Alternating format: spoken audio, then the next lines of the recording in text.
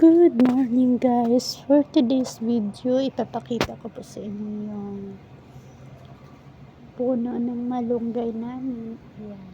Madami siyang mga bulaklak guys. May mga bunga.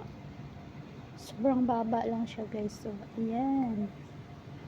Ang ganda siyang tingnan guys. So, parang sampagitan na namumuti. Tapos yung kamatsili namin guys. O kamansel. Ayan guys. Grabe, ang daming bunga, kaso sobrang taas, di masungkit. Ayan. Namumula na guys sa taas ng puno. Ito, sobrang baba. O, ayan. Ang makukuha ko lang dito guys para kainin dito sa baba. Ayan, ang baba. Ayan guys.